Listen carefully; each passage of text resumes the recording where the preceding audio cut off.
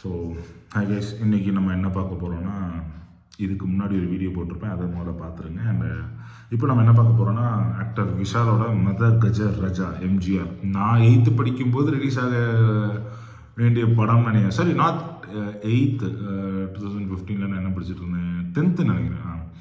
10th 11th அப்பவே அந்த ட்ரெய்லர்லாம் பார்த்து ஓகே பெரிய காமெடியாக இருக்கும். அப்போ காமெடி. ஸோ அந்த படம் இப்போ பொங்கலுக்கு ரிலீஸ் ஆகுது. சேனலை சப்ஸ்கிரைப் பண்ணிடுங்க. ஃபோனை வந்து இப்படி பண்ணிவிட்டு சப்ஸ்கிரைப் பண்ணிவிட்டு திருப்பி இப்படி நம்ம லேண்ட்ஸ்கேப்புக்கு மாற்றிடுங்க. But do subscribe. ஸோ அந்த படத்தை பற்றி நம்ம பேச போகிறது கிடையாது. அந்த படம் தெரிஞ்சு போச்சு. இந்த படத்தோட வெற்றி ஓரளவு தான் இருக்கும். ஏன்னா ரொம்ப பழைய படம், ரொம்ப பழைய கதை. பார்க்குற ஸ்டார் காஸ்ட் இப்போ சாண்டா ஹீரோவே ஆகிட்டார். ஸோ நம்ம அதை பார்க்கும்போது நமக்கு அது கண்டிப்பாக ஒட்டாது. பட் அதையும் தாண்டி எந்த அளவுக்கு காமெடி ஸ்க்ரீன் பிள்ளை வரக்க இருக்குன்னு தெரில. பட் செகண்ட்லி, இப்போ அந்த ஈவெண்ட்டுக்கு விஷால் வந்து பேசியிருந்தார். ரொம்ப கஷ்டமாக இருந்தது. அதாவது இது மாதிரி கை நடுக்கத்தோட முடியெல்லாம் ஒரு மாதிரி வெட்டி, இந்த கண்ணாடி போடுற இடத்துலலாம் ஒரு மாதிரி வெட்டி, ஆள் மூக்கு மட்டும் பெருசாகி, கண்ணெல்லாம் கையெல்லாம் ஒரு மாதிரி இப்படி ஒரு கட்டிங் போட்டால் தான் நிற்குங்கிற மாதிரி கை ரொம்ப நடுங்கிச்சு. இதுக்கு அவரோட ப்ராப்ளம் வந்து ஒரு மைக்ரைன் ப்ராப்ளம். நம்ம அந்த ப்ராப்ளத்தை பற்றிலாம் பேசல. பட் ஒரு ஹீரோனா ஒரு இமேஜ் முக்கியம். அந்த இமேஜை வந்து பட் அதையும் தாண்டி இப்போ அஜித் மாதிரி என்ன நடந்தாலும் பரவாயில்ல, நான் ப்ரொமோஷனுக்குலாம் வரமாட்டேங்கிறதுலாம் அந்த மாதிரி இல்லாமல், என் உடம்பு எப்படி இருந்தாலும் பரவாயில்ல, என் படத்தை நான் ப்ரொமோட் பண்ணுவேன், அது எவ்வளோ பழைய படமாக இருந்தாலும் பரவாயில்லன்னு சொல்லி அவர் ப்ரொமோட் பண்ணது ஒரு விதத்தில் நல்ல விதமாக இருந்தாலும் ரொம்ப கஷ்டமாக போச்சு. நேற்று இன்ஸ்டாலையும் சரி ட்விட்டர்லேயும் சரி அவரை பற்றியே அந்த வீடியோ இந்த ஒரு மாதிரி அழுதுகிட்டு பேசி அழுறாரு. உண்மையாகவே பாடி முடியாமல் தட்டி தடுமாறி விழ பார்த்தாரு. அப்படி கொஞ்சம் அப்படி ரீவைண்ட் பண்ணி பார்த்தோன்னா, தலைவன் செல்லமையில் ஆரம்பித்தாப்புல அடித்து இந்த அதாவது 6 அடி ஆம்பளை உடம்பை எப்படி மெயின்டைன் பண்ணுங்கிறதுக்கு பர்ஃபெக்ட் எக்ஸாம்பிள் வந்து விஷால் தான். யோசிச்சு பாருங்க, திமிரு, இப்போ சண்டைக்கொழி, தாமிரபரணி, செல்லமே, அண்ட் மினிமம் ஒரு மூவி சிவப்பதிகாரம், சத்தியம் ஒரு ஃப்ளாப் மூவியாக இருந்தாலும் அந்த உடம்பு கட்டு மஸ்தான், அந்த உடம்பு தோரணை, பூஜை, ஸோ அந்த மாதிரி வேற லெவலில் பட்டையை கிளப்பிட்டு இருந்த ஒரு ஆள் இப்போ இப்படி ஒரு நிலைமையில பார்க்கும்போது ரொம்ப கஷ்டமாக தான் இருக்குது. எனக்கு பர்சனலாக விஷாலை பிடிக்கும்.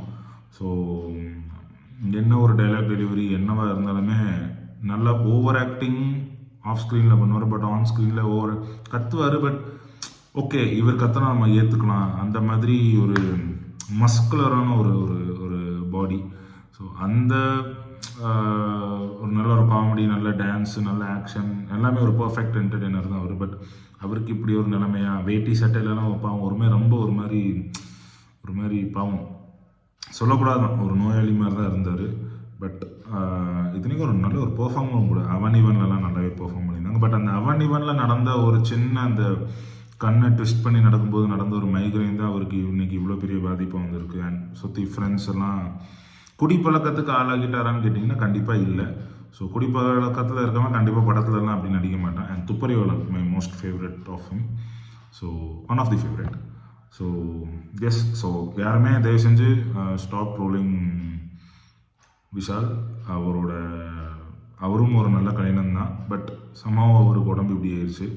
ஸோ அதை நம்ம ரெஸ்பெக்ட் பண்ணி, சில பேர் மாதிரி நான் வெளியிலலாம் வரமாட்டேன், ப்ரொமோஷனுக்குலாம் வரமாட்டேங்கிறத தாண்டி என் படத்துக்கு என்ன இருந்தாலும் நான் வருவேன் அப்படின்னு அவர் வர்றது வந்து உண்மையாகவே ஒரு ரெஸ்பெக்ட் பண்ணுற ஒரு விஷயந்தான். பட் அதை தாண்டி நிறைய பேர் அனகோண்டா ட்ரோல் அது இதுன்னு பண்ணுறீங்க. அந்த ட்ரோல்ஸ் கூட அவரை ரொம்ப பாதிப்படைய வைக்கலாம். அவருக்கு மலேரியான்னு சொன்னாங்க. மலேரியாலாம் ஒன்றும் கிடையாது. ஏன்னா எல்லாருமே கெட்டி பிடிக்கும்போது தெரியாதா, ஐயோ மலேரியா நமக்கும் பரவிடாத, டெங்கு நமக்கும் பரவிடாதான்னு. பட் அதை தாண்டி ஒரு குஷ்புக்கு முத்தம்லாம் கொடுத்தாரு. கண்டிப்பாக ஒரு படிக்காத ஆம்பளைக்கு கூட தெரியும் காய்ச்சலில் இருக்கிறவன் இன்னொருத்தவங்களை போய் பேசக்கூட கூடாதுன்னு. பட் இதையும் தாண்டி ஒரு முத்தம் கொடுக்குறாருன்னா கண்டிப்பாக அவருக்கு இந்த மாதிரி ஃப்ளூவபிள் இந்த மாதிரி காய்ச்சல்லாம் கிடையாது. சும்மா அவர் கொஞ்சம் மென்டலி அஃபெக்ட் பண்ணியிருக்காங்க. அவரும் ஆயிட்டார். பட் அவர் அதில் வந்து மீண்டு வந்து நல்ல ஒரு கம்பேக் கொடுக்கணும். அண்டு ரொம்ப கஷ்டப்படுறாரு. நம்ம சைட்லேருந்து ஒரு ப்ரே மட்டும் பண்ணிப்போம். எல்லாருமே நல்லா இருக்கணும். அந்த எல்லாருமே விஷாலும் உண்டு. ஸோ ஜஸ்ட் இந்த வீடியோ நான் இங்கே இதோட முடிச்சிடறேன். இந்த வீடியோ உங்களுக்கு பிடிச்சா கண்டிப்பாக லைக் பண்ணுங்கள், ஷேர் பண்ணி கமெண்ட் பண்ணுங்கள், சப்ஸ்கிரைப் பண்ணிடுங்க.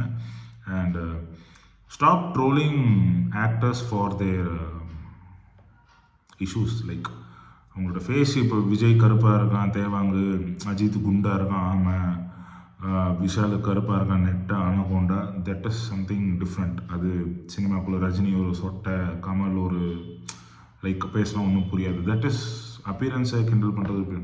பட் ஒருத்தவங்களோட குறை, இவன் பேர் கை நடுக்கத்தோடு இருக்கான், அந்த மாதிரி நம்ம கிண்டல் பண்ணுறது உண்மையாகவே தப்பு. நாளைக்கு அது நமக்கு எங்கேயாவது வந்து பெரிய பிரச்சனை ஆகும். So better stop doing these kinds of trolls. Like என்னென்ன பேச்சு பேசின பாரு, இப்போ எப்படி அவதிப்படணும் பாரு, இந்த மாதிரி கேர்ஸ் பண்ணாதீங்க. ஸோ